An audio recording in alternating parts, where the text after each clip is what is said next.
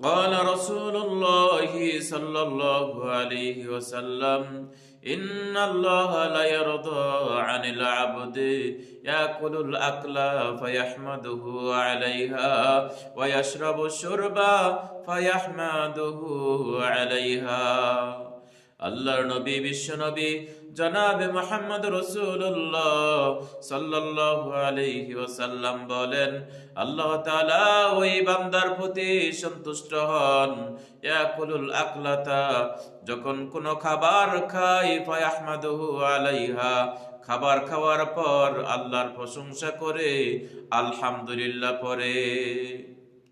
ওয়াশরাবু শুরবা, আর যখন কোনো কিছু পান করে, কোনো কিছু পান করার পর ফায়াহমাদুহু, আল্লাহ তাআলার প্রশংসা করে, অর্থাৎ আলহামদুলিল্লাহ পড়ে, ওই ব্যক্তির প্রতি আল্লাহ তাআলা সন্তুষ্ট হয়ে যান।